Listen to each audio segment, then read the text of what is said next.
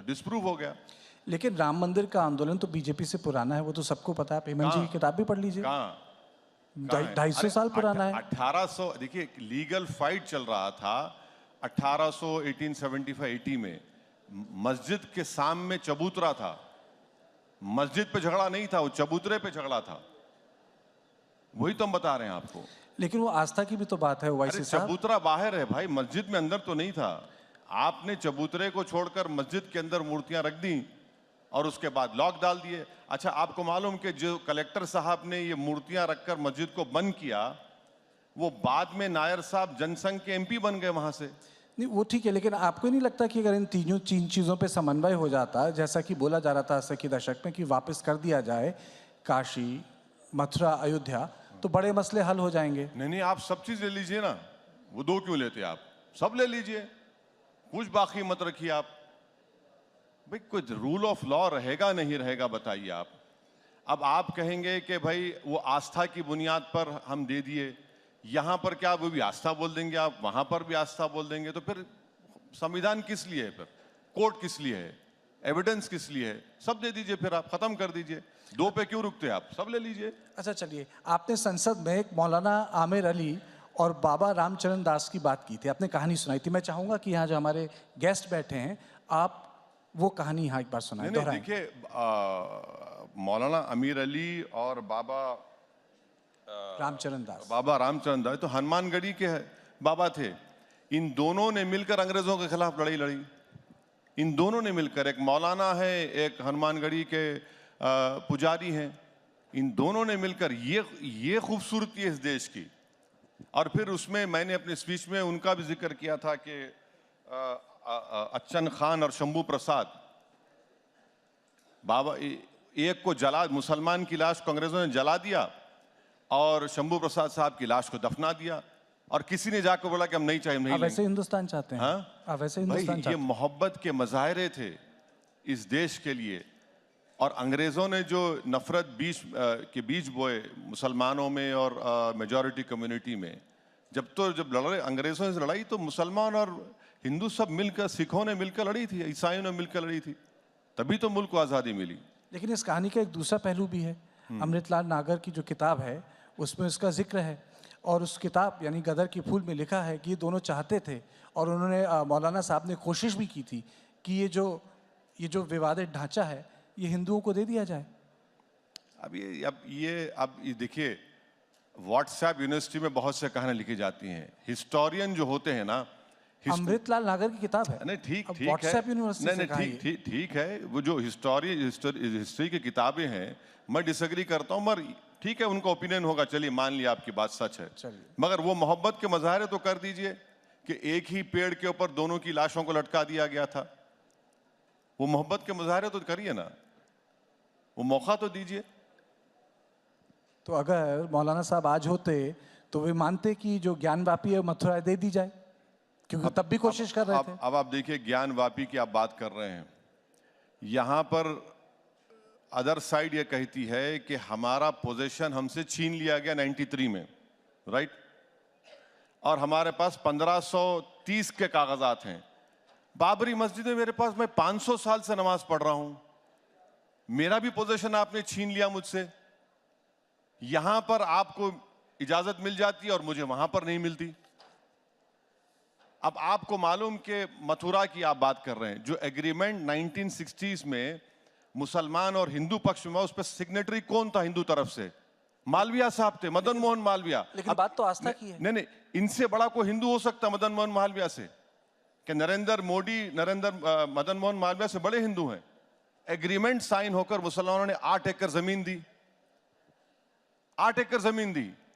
अब आप उसको 2023 में आप खोल रहे हैं उसको। लेकिन ओवैसी साहब, अगर आस्था के मामले, मेरे ख्याल से मथुरा, काशी और अयोध्या एकदम अलग हैं बाकी मंदिरों से। नहीं, देश आस्था पे नहीं चल सकता ना। कल अगर मैं पावर में आ जाऊंगा गलती से, मैं गलती से पावर में आ गया, अभी क्या? नहीं, सुनिए आप, अभी भी पावरफुल है।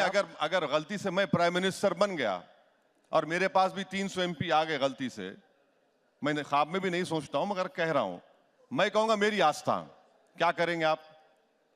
यही तो हम कह रहे हैं ना कि देखिए आस्था पे नहीं चल सकेगा। ये तो हाइपोथेटिकल सवाल है, तो अदालत ने किया है। अरे नहीं, अदालत के पास वही लोग तो गए।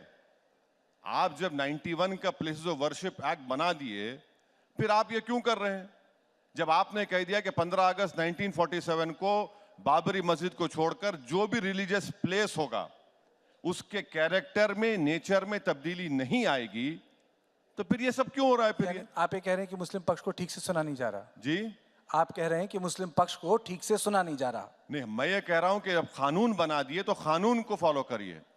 जब सुप्रीम कोर्ट ने बाबरी मस्जिद राम मंदिर डिस्प्यूट में कह दिया कि places of worship act 91 basic structure से उसका ताल्लुक है और नॉन डिट्रोगेशन का वर्ड इस्तेमाल किया, तो उसको फॉलो करिए ना। ज्ञानवापी पे तो अदालत का कहना है कि उसके दायरे पे नहीं आता है। किसके? कानून के दायरे में नहीं आता है। कैसे नहीं आता है? कैसे वो नहीं तो अदालत कह रही हमने है। जब पार्लियामेंट में ये कानून पास कर दिया, सिर्फ इस जगह को छोड़कर, मैं तो वो भी गलत था, इस जगह को छोड़कर सब डिस्टर्ब नहीं करेंगे, तो क्या मतलब है फिर उसका? आप तो लॉयर हैं, बिल्कुल, मैं आप कह तो रहा हूं। लॉयर हैं, लेकिन मुझे एक चीज बताइए, जब आपको अदालत की बात पे ही विश्वास नहीं तो मामला कैसे सुलझेगा? अदालत की बात देखिए, अदालत के फैसले को मानते हैं और डिसएग्री भी करते हैं, वही तो खूबसूरती है जमहूरियत की। जरूरी नहीं है ना, मैं किसी की तौहीन नहीं कर रहा हूं, मैं कह रहा हूं कि रेस्पेक्टफुली मैं इस जजमेंट को नहीं मानता हूं, इसमें कोई गलत बात नहीं है। एक चीज बताइए, ये आपको लग रहा है कि मुस्लिम पक्ष को या तो सलाह ठीक से नहीं मिल रही या अदालतें उनकी बात नहीं सुन रही, आप इतने बड़े बैरिस्टर लॉयर हैं, आप उनको क्यों नहीं सलाह देते? अरे भाई, मुझसे बेहतरीन वकील वहां पर आर्ग्यू कर रहे हैं। पर संभाल रहे हैं, आपकी बात माने अगर तो। प्लेसेस ऑफ वर्शिप एक्ट 91 को सुप्रीम कोर्ट्स नहीं मानेंगे तो फिर कानून का फायदा क्या है? फिर पार्लियामेंट तो कानून बनाएगा ना, कोर्ट तो नहीं बनाएगा। जब पार्लियामेंट ने कानून बना दिया और सुप्रीम कोर्ट ने राम मंदिर बाबरी मस्जिद केस में कह दिया कि प्लेसेस ऑफ वर्शिप एक्ट का ताल्लुक भारत के बेसिक स्ट्रक्चर से है, लफ्ज नॉन रिट्रोग्रेशन उन्होंने इस्तेमाल किया, तो फिर कोर्ट्स को तो लोअर कोर्ट्स को फॉलो करनी चाहिए। वैसे जी, लोग ये भी कहते हैं कि आप मामले को सुलझाते नहीं, कई बार भड़का देते हैं। जब ज्ञानवापी का मामला चल रहा था तो आपने वो 6 दिसंबर टाइप बात कह दी। हाँ बिल्कुल बिल्कुल सही है वो। क्यों? क्या 6 भड़काने दिसंबर? नहीं हुआ वैसे जी। क्या आपकी नजर में 6 दिसंबर अच्छा दिन था? नहीं, नहीं, आपने बोला 6 नहीं, दिसंबर। नहीं, आपकी नजर में या देश की नजर में 6 दिसंबर अच्छा दिन था क्या? पुराने घाव भाई, को करना अच्छी बात है। सुप्रीम कोर्ट को पुराने वादा घाव को- सुप्रीम कोर्ट को वादा करके आपने तोड़ दिया, नहीं हाथ लगाएंगे। अच्छा, हैरत की बात तो तो ये घावों को हरा करना अच्छी बात है। देखिए, जख्म जो दिया गया था उस जख्म को याद रखिए, दोबारा जख्म नहीं लगना चाहिए। आप हिस्ट्री से सीखते हैं, हिस्ट्री को रिपीट नहीं होने देते आप। पर ऐसा तो कुछ हुआ ही नहीं उसके बाद। आप बताइए, कोई एक ऐसी मस्जिद है जहां मॉब घुस के जिसने तोड़ दिया? मॉब ने तोड़ तो दिया। आप इंतजार करेंगे तोड़ने के मैं लिए? इंतजार नहीं कर रहा, हाँ। आपने बोला और हो रहा है। मुझे तो विश्वास है यहाँ सुनिए, के लोगों में। देखिए, मस्जिद को कैसे तोड़ा गया? सुप्रीम कोर्ट को बोलकर नहीं तोड़ेंगे, तोड़ दिए। आपको मालूम है दिल्ली में 600 साल पुरानी मस्जिद को बगैर लीगल प्रोसीडिंग्स फॉलो करे आपने तोड़ दिया दिल्ली में। और वो सरकारी था। नहीं, आप बात कर रहे हैं अनकंट्रोल क्राउड और लोगों की, दोनों अलग चीजें हैं। वो एक सरकारी था। नहीं, वो एक सरकारी था। अब तो आपको मॉब की जरूरत भी नहीं है, गवर्नमेंट खुद तोड़ रही है। ये आरोप है। नहीं, अरे भाई, एक आरोप है, एक एनडीएमसी का एक्ट है। कोई एक्ट नहीं है, कोई एक्ट नहीं। देखिए, और एक अनकंट्रोल मॉब था। अनकंट्रोल मॉब वहां पर आप कौन लेकर गए?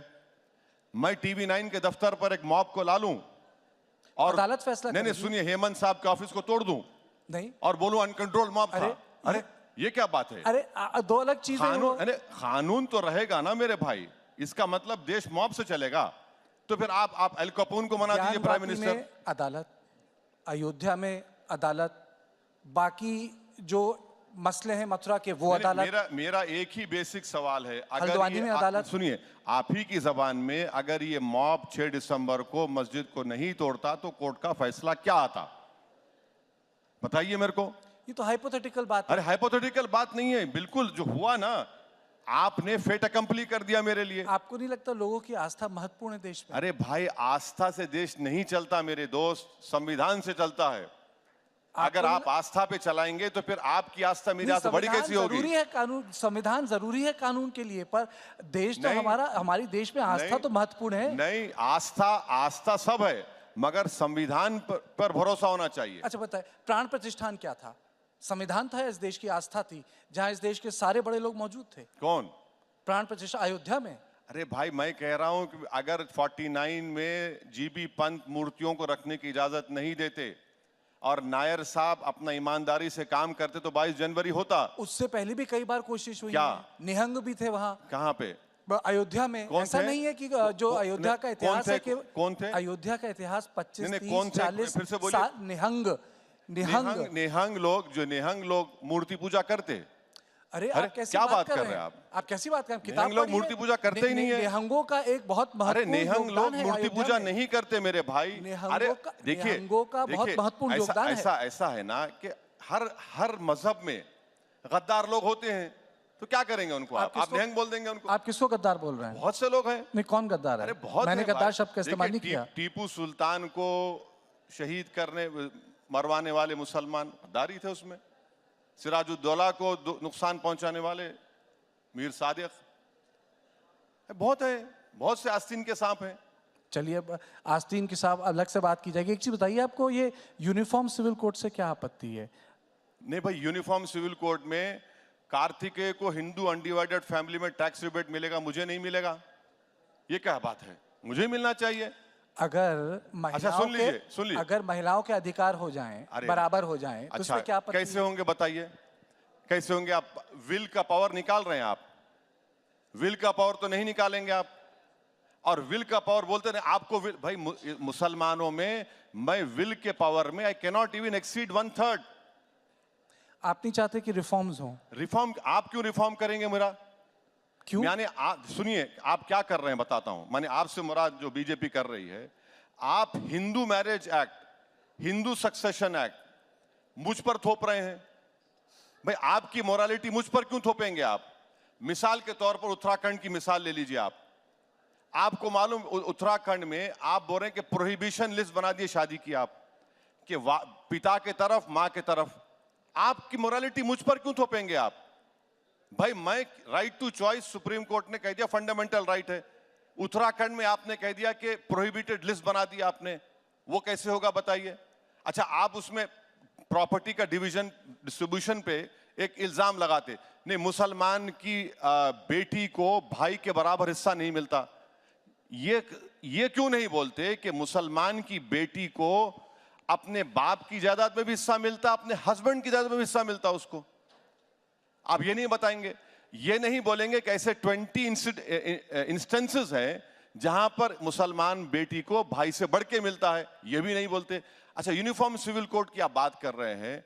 अरे भाई, आप उसमें उत्तराखंड के लेटेस्ट है, खत्म कर लीजिए। एक सवाल और है। उत्तराखंड में आप ट्राइबल को क्यों निकाल दिए? तो यूनिफॉर्म कहां हुआ? सुनिए, आर्टिकल 25 के तहत एक तो आप निकाल दिए ट्राइबल को, राइट टू इक्वालिटी का वायलेशन है। और फिर आप उसमें कह रहे हैं कि नहीं एक्सेप्शन, कहे का एक्सेप्शन दे रहे हैं आप? तो पूरा मकसद क्या है कि हिंदू मेजॉरिटी कम्युनिटी की जो मोरालिटी है वो मुसलमानों पे डाल दिया जाए? क्यों डालेंगे भाई आप? नहीं, दो चीजें हैं। एक है कि यूनिफॉर्म सिविल कोड का अपना उद्देश्य और एक अपना लक्ष्य है। जैसे कि एक ही मैरिजेबल एज हो, कई सारी चीजें होती जो बाद में सुलझ सकती हैं, कुछ चीजें पहले सुलझाई जा सकती हैं। एक हेमंत, एक मिनट ठहरिए। Prohibition of child marriage act है, पॉक्सको एक्ट है, ये क्या लेके आ रहे फिर आप? ये क्या लेके आ रहे हैं आप बताइए? सेंट्रल एक्ट है ना, prohibition of child marriage. Government का डेटा है 12 लाख चाइल्ड मैरिजेस हुई लास्ट डेटा, जिसमें से 84% तो हिंदू भाई बहनों की हुई।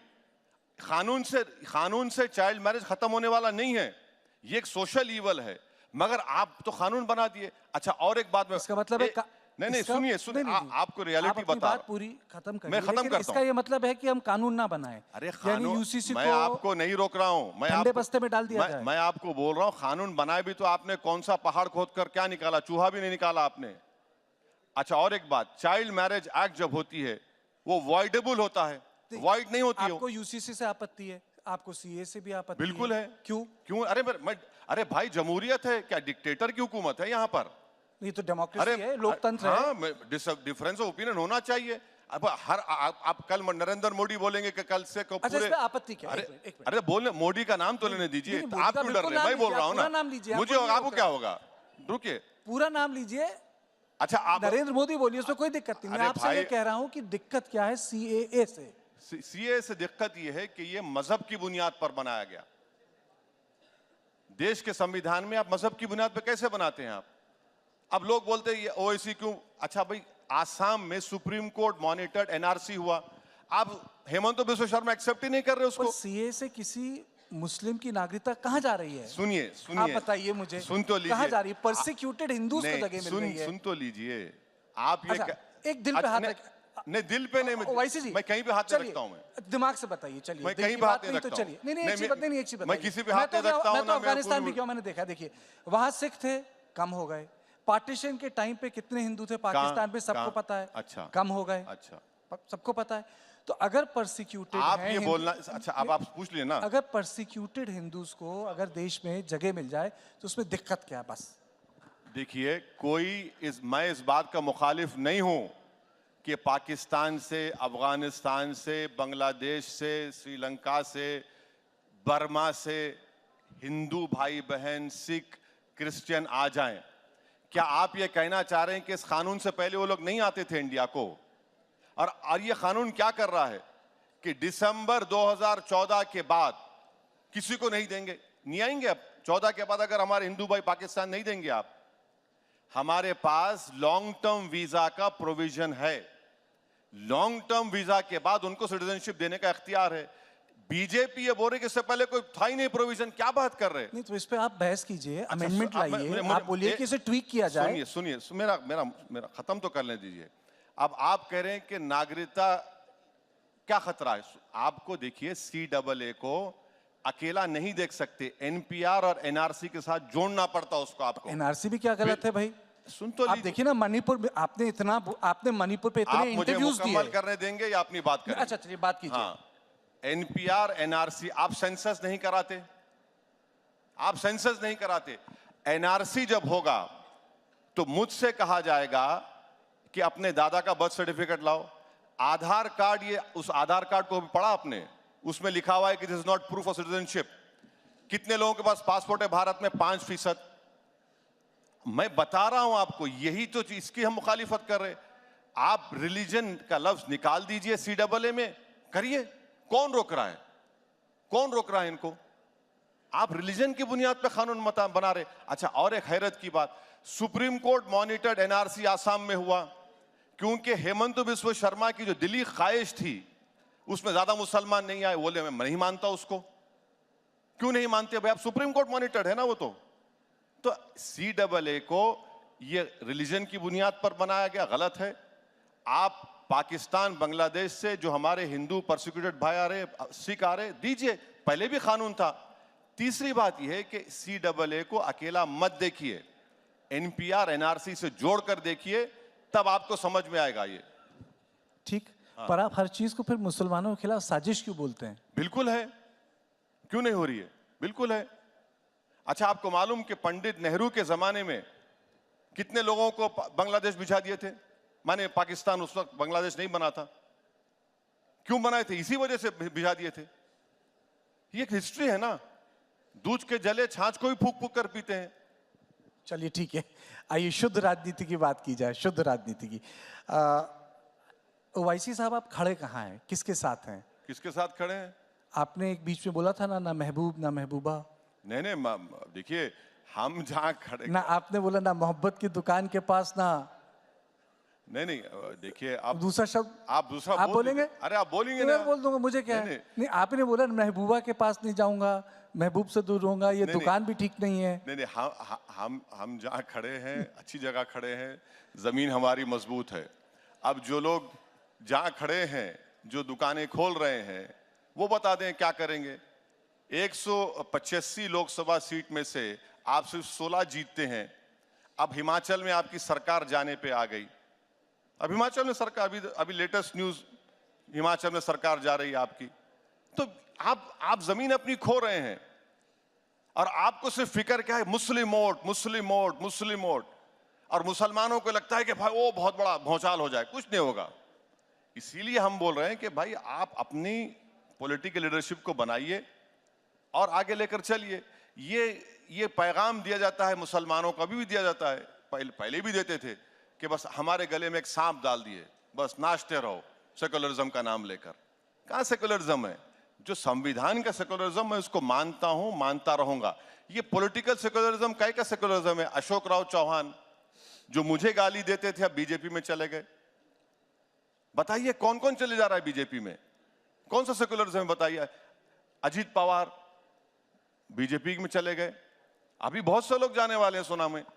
लेकिन आप पे भी आरोप लगता है कि आप भी सेक्युलरिज्म के हाथ मजबूत नहीं करते, आप वहां टिकट दे देते हैं जहां द सो कॉल्ड जो कहते हैं कि बीजेपी खिलाफ पार्टियां वो चुनाव हार जाती हैं। कार्तिकेय साहब, मैं आपसे रिक्वेस्ट कर रहा हूं, आप अपने टीवी 9 के जिम्मेदारों से बात करके एक दिन डिबेट लगा लीजिए कि असदुद्दीन ओवैसी के लड़ने से किसको फायदा हुआ। 10 मिनट भी नहीं लगेंगे, पूरे उठ के चले जाएंगे यहां से। इंपेरिकल डेटा रख के बात करेंगे। लोकसभा की 3 सीट में लड़ता हूं और मोदी 306 जीत जाते मेरी वजह से, और जो 400 लड़ते और 50 पे आ जाते वो दूध के धुले हुए हैं। मेरा नाम असदुद्दीन है इसलिए मुझे गाली दी जाती है, और जो लड़ते हैं यूपी में 400 सीट, जीतते हैं 2 और 1, उनको कुछ नहीं बोलते आप। मैंने आपसे मुराद जो दूसरे लोग जो हमको गाली देते। पर किशनगंज का दर्द भी तो समझिए। क्या किशनगंज वही सीट अनाउंस कर दी आपने। हाँ? किशनगंज का दर्द तो समझिए। नहीं कि अरे मैं पिछले बार भी किशनगंज लड़ा था, 3 लाख वोट मिले हमको। एक ही सीट कांग्रेस जीती या गठबंधन जीता किशनगंज, हम बीजेपी नहीं जीती। तो वहां पहला पर टिकट आपने किशनगंज ही अनाउंस कर दिया। नहीं भाई, हम लड़े हैं वहां पर। अच्छा और एक बात सुनिए, मेरे तो हुआ होगा कांग्रेस को। बिहार के चुनाव में मेरे 5 एमएलए जीते। सीमांचल की जनता को सलाम, सबसे बैकवर्ड एरिया भारत का, उन्होंने मेरे 5 विधायक को जिताया। 4 विधायक को आप खरीद लिए, और महाराष्ट्र में आपसे कांड होता है तो आप आसमान सर पे उठा लिए। जब आप गुनाह करते हैं तो वो गुनाह नहीं है। अब नीतीश कुमार तो पलटी मास्टर हैं, कुलाटी मार दिए। अब तेजस्वी को मालूम हो रहा है कि क्या होता है पावर लूज करने का मतलब। लोग कहते हैं कि ओवैसी साहब दिखते हैं बीजेपी से लड़ते हुए, हाँ? लेकिन लेकिन वो लड़ कांग्रेस से रहे हैं। किससे लड़ते हैं? दिख तो रहे हैं बीजेपी से लड़ते हुए, हाँ। लेकिन लड़ कांग्रेस से हाँ, रहे हैं। इसीलिए टोल गेट के पास मुझ पर 6 गोलियां चलाई गई थी। मैं बोला था किसी को चला दो बेटा गोली। हाँ? क्या बात कर रहे हैं? मैं नहीं कह रहा, राहुल गांधी कहते हैं आपकी यारी बीजेपी से है। गाड़ी पर गोलियां चली मेरे, एक नहीं 6 गोलियां, कितने 4-5 गोलियां चली। मेरे घर पर हमला हो जाता है, ये सब मैं करा रहा हूं क्या सेटिंग बोल के? भाई मेरे घर में भी फैमिली है। तो इसका बीजेपी से क्या लेना देना? मैं बता रहा हूं ना आपको, अब बहुत लेना देना है उससे, बहुत कुछ लेना देना है। आपको नहीं दिख रहा तो मैं क्या करूं? ऐसी बात कर देते हैं भाई साहब। इसमें सवाल मैं आपसे पूछ रहा हूं कि आप पे आरोप लग रहा है। नहीं, मैं बता कि रहा आप हूं ना। मोदी के खिलाफ लड़ते दिखते हैं, पर लड़ाई आपकी कांग्रेस से है। नहीं, लड़ाई देखिए, लड़ाई तो सबसे है। अच्छा, राहुल गांधी भी कहते हैं, आप फिर बोले कि आप, मैं बता रहा हूँ ये राहुल गांधी भी कहते हैं। अच्छा, आप जब ये पार्लियामेंट में डिबेट हुई थी 22 जनवरी के बारे में, आपको चाहिए था कि अपोजिशन लीडरों की स्पीचेस को दिखाते आप? ऐसा लग रहा, मैंने अपनी स्पीच में कहा, वो नहीं दिखाया आपने, वो नहीं बोला। आपकी स्पीच तो बहुत चली, वायरल है। अरे मेरी क्या हुआ, जो अपोजिशन के जो लोग स्पीच दे रहे थे ना निगल सक रहे थे ना कुछ बोल सक रहे थे। तो हमारे मुसलमानों में क्या होता, जब काजी साहब और 2 गवाह दुल्हन से जाकर पूछते कि आपकी रजामंदी है इस लड़के से शादी करने के लिए, तो बाज वक्त दुल्हन शर्मा कर खामोश हो जाती है, तो उसकी खामोशी को रजामंदी के तौर पर लिया जाता है। तो ऐसा ही लग रहा था लोकसभा में कि ऐसा खामोश बैठे हैं पूरे। अच्छा चलिए छोड़िए, आप बताइए राहुल गांधी कैसे लीडर है? हाँ? राहुल गांधी कैसे लीडर है? मैं कांग्रेस से मेरा कोई ताल्लुक नहीं है। अरे भाई, कांग्रेस के नेता होना जरूरी नहीं है। मैं पूछ सकता हूँ कि अरे मैं क्यों बोलूं भाई? बराक ओबामा कैसे लीडर थे? आप पूछिए कि आप कैसे एंकर हैं, बोलूंगा मैं कुछ। नहीं, वो तो आप कभी भी बोल सकते हैं। आपको तो 20 साल से जानता हूँ, मुझे ज्यादा मालूम। मैं पूछ रहा हूँ आपसे कि राहुल गांधी कैसे नेता? मुझे नहीं मालूम भाई, मुझे नहीं मालूम। मैं ट्विंकल ट्विंकल लिटिल स्टार हूँ, बड़े लोगों में क्यों ले जाके मिला रहे मुझे? अच्छा, वो जाने वाले भाई, ऊपर है, हम नीचे हैं, जमीन पर है, मेरे को नहीं मालूम उनके बारे में। ये तो बिल्कुल मोदी जी वाली बात कर दी आपने, नामदार और कामदार।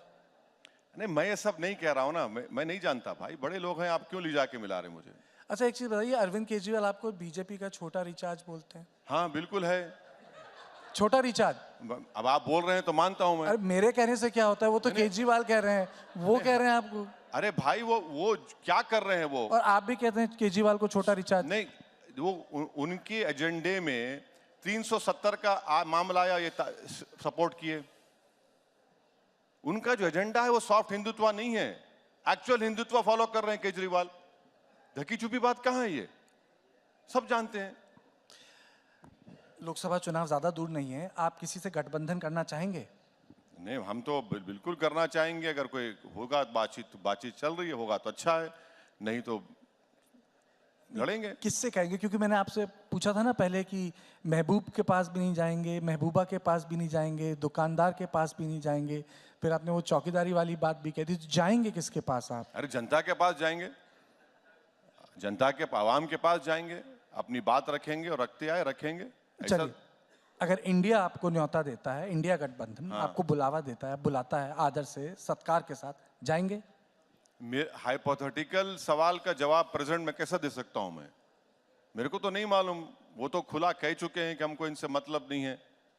माने बकेट बकेट भर भर के गाली देते हमको रोज, तो अब बुलाएंगे तो नहीं मालूम, मुझे नहीं मालूम। नहीं, अगर बुला लिया तो दिल पसीजेगा आपका। हाँ? दिल पसीजेगा आपका। नहीं, आप ऐसा बोल रहे हैं कि जवानी में कोई दो लोग मोहब्बत करते, कोई बरसों के बाद कोई वो मिल गई तो बोले तुम बुलाओ तो मैं आ जाऊंगा। ये तो बात नहीं है ना, ये तो पॉलिटिक्स की बात कर रहे हैं आप। तो ऐसा तो कुछ नहीं है।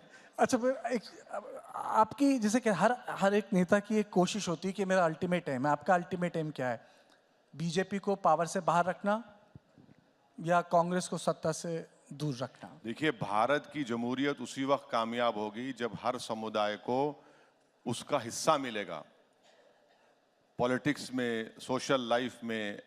ये हमारे जो बुजुर्ग थे आज़ादी की लड़ाई लड़ाई, उनका ख्वाब था। उस ख्वाब को पूरा करना है कि सबको हिस्सा मिले, बराबरी का हिस्सा मिले। तो वही उसी ख्वाब के पीछे हम दौड़ रहे हैं कि भाई हमको हिस्सा मिलना चाहिए। अगर हिस्सा नहीं मिलेगा तो फिर कामयाब जमहूरियत कैसे रहेगी?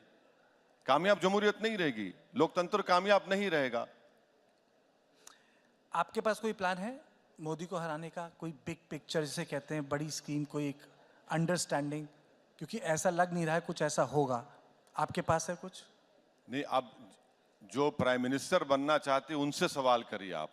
नहीं, वो नहीं, मुझसे सवाल मत करिए ये। आप नहीं बनना चाहते? हम नहीं चाहेंगे कि तीसरी मर्तबा इस अजीम मुल्क के वजीर आजम नरेंद्र मोदी तीसरी मर्तबा बने।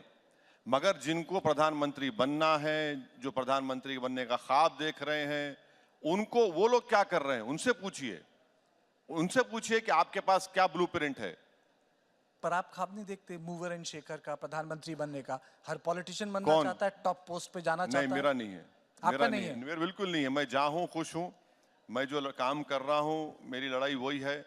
मेरा वो देखिए, ये सब बड़े बड़े लोगों के ख्वाब होते हैं, मेरा ख्वाब नहीं है वो। आपका ख्वाब क्या है? चलिए वो बताइए। बता दिया आपको, और क्या बोलूंगा मैं? यही ख्वाब है? हाँ, ख्वाब यही है। ख्वाब नहीं, कोशिश है। ख्वाब ऊंचे देखना चाहिए, उसको पूरा करने के लिए मेहनत करनी चाहिए। मगर ये ख्वाब नहीं है कि दिल्ली के गलियारों में आकर बैठना, वो मेरा ख्वाब नहीं है। आपकी पार्टी इन लोकसभा चुनावों में कितने उम्मीदवार उतारेगी, कितने कैंडिडेट्स देगी? क्या सोचा है आपने? नहीं, कम से कम पार्टी में अभी डिस्कशन चल रहा है।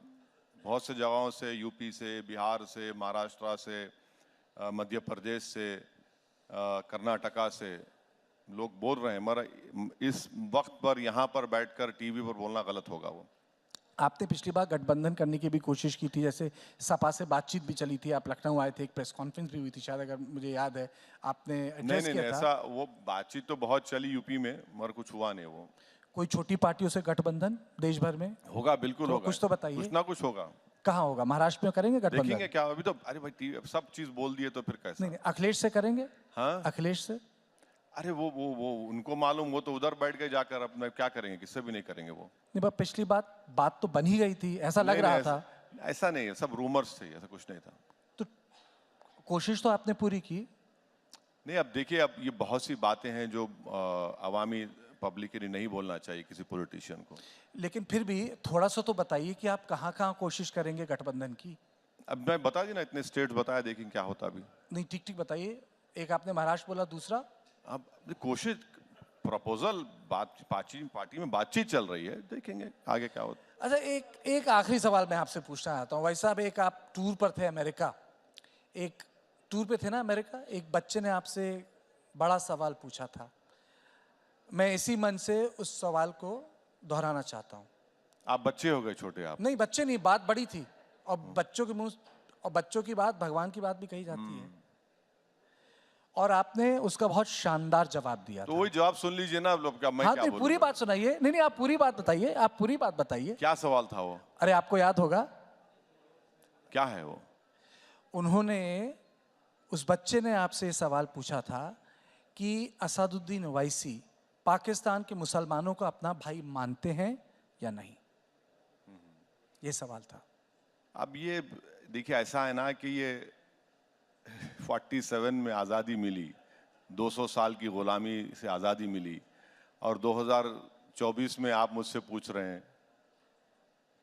तो हमने जिना के टू नेशन थ्योरी को रिजेक्ट किया, तो ये सवाल पूछा ही नहीं जाना चाहिए था एक मुसलमान से, क्योंकि हमने टू नेशन थ्योरी को रिजेक्ट किया और इस सरजमीन को हमने अपना वतन माना और वतन मानते रहेंगे।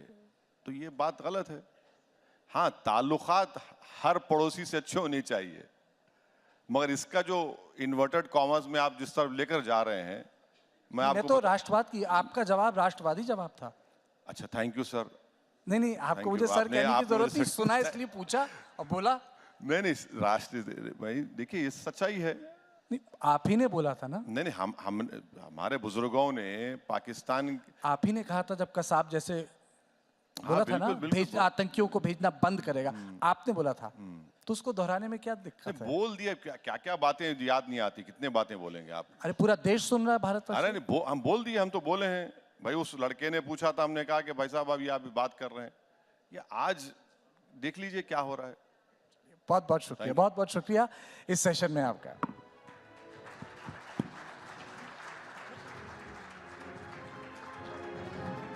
जोरदार तालियां हो जाए। ओवैसी साहब, मैं चाहूंगी आप कुछ क्षणों के लिए हमारे साथ रहें। हमारे मैनेजिंग एडिटर पारितोष चतुर्वेदी आपका सम्मान करेंगे शॉल देकर।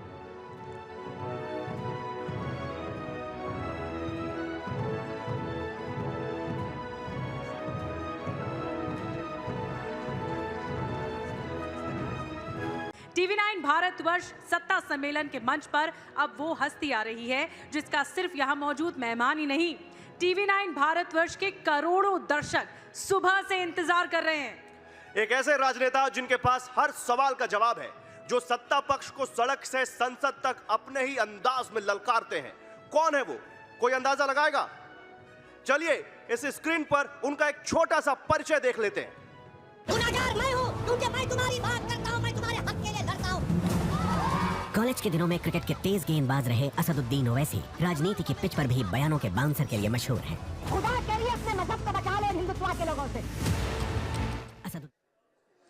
और जोरदार तालियों से स्वागत करिए देश के लोकसभा सांसद, बेजोड़ वक्ता, AIMIM के चीफ असदुद्दीन ओवैसी का, जिनसे सवाल जवाब के लिए मैं मंच पर बुलाना चाहूंगा मेरे सहयोगी कार्तिकेय शर्मा को। तालियां रुकनी नहीं चाहिए, एक बार जोरदार तालियों से स्वागत हो AIMIM चीफ और सांसद असदुद्दीन ओवैसी जी का। कैसे हैं आप? आपने देखा प्रोग्राम का नाम ऑल इंडिया भाईजान? पसंद आया आपको? नहीं, आप लोग बदनाम करने में तुले हुए हैं तो कुछ नहीं कर सकते। नहीं, मैंने तो बड़े प्यार से भाईजान बोला। हम ही भाईजान बनाएंगे, बाकी सब क्या है नहीं मालूम। चलिए, मुझे तो लगता था भाईजान प्यार से बोला जाता है। ओवैसी साहब, एक चीज बताइए, आपने 2008 से अब तक 11 राज्यों में अपनी पार्टी पहुंचा दी। दिल्ली पर नजर है? नहीं, ऐसा कुछ नहीं है, दिल्ली पर नज़र नहीं है मेरा। देखिए, कोई पॉलिटिकल पार्टी का एक नेचुरल एक्सपेंशन का प्लान होता है, तो हमारी पार्टी की भी हम कोशिश कर रहे हैं कि, और इससे भारत की लोकतंत्र मजबूत होगा, डेमोक्रेसी मजबूत होगी, तो वही उसमें काम कर रहे हैं। और ईमानदारी की बात तो यह है कि हमारे बुज़ुर्गों की मेहनत का फ़ायदा मैं उठा रहा हूँ। उन्होंने इतनी पार्टी को मजबूत किया उस वक्त आंध्र प्रदेश में कि मैं अब उसको आगे लेके जा सकता हूँ, तो क्रेडिट उनको जाता है। पर कुछ लोगों को दर्द भी है इस बात का कि आप मजबूत हो रहे हैं, वो कमज़ोर हो रहे हैं, जहाँ पहुँचते हैं वो सत्ता से दूर हो जाते हैं। तो कंपटीशन है, तो कंपटीशन में सबको मेहनत करना पड़ेगा। कभी मैं नहीं जीतता हूँ, कोई दूसरा जीतता है, तो इसमें तो कोई ताजुब की बात नहीं होनी चाहिए। उसमें तो सबको मेहनत करना है, काम करना है, आवाम का दिल जीतना है। आपकी फ़ैन फॉलोइंग तो बहुत है, चाहे यहाँ हो, हैदराबाद में हो, कश्मीर में हो, दिल्ली में हो। इसका सीक्रेट क्या है? सब इसमें देखिए, ये बात सच नहीं है, क्योंकि अगर इतना फॉलोइंग होती तो मैं कई चुनाव जीत जाता। तो लोग सुनते हैं, मगर अभी बहुत मेहनत करना है, बहुत कामयाबियां हासिल करना है, बहुत से मंजिलों को पाना है। तो अभी लड़ाई जारी रहेगी, जद्दोजहद चलती रहेगी। तो इस पे मैं खुश नहीं हो सकता हूँ, मगर बहुत आगे जाना है, कोशिश करते रहेंगे। नहीं, कुछ लोग कहते हैं कि ओवैसी साहब की डबल पावर है, अगर जितवा ना सकें तो हरवा ज़रूर देंगे। नहीं, ऐसा नहीं है। देखिए, काशीराम साहब ने अच्छा कहा था कि इलेक्शन आप लड़िए, पहले हारिए, हरवाइए, फिर जीतिए। तो इलेक्शन लड़ना है तो आप जब तक आप इलेक्शन नहीं लड़ेंगे तो आप अपनी ताकत कैसे दिखाएंगे, आप अपनी पार्टी की स्ट्रेंथ कैसे दिखाएंगे। तो इसीलिए हम इलेक्शन लड़ते हैं, और बहुत सी बार कामयाबी नहीं मिलती, मगर हम लड़ते हैं इलेक्शन ताकि हमारी सफ़र को हम जारी रख सकें, और आज नहीं तो कल मिलेगी कामयाबी। एक चीज़ बताइए कि अखिलेश, ममता और कांग्रेस के कई नेता आपको सोशल मीडिया स्टार बोलते हैं। हैदराबाद में रॉक स्टार, ये लोग कहते हैं आप सोशल मीडिया स्टार। सही बात है?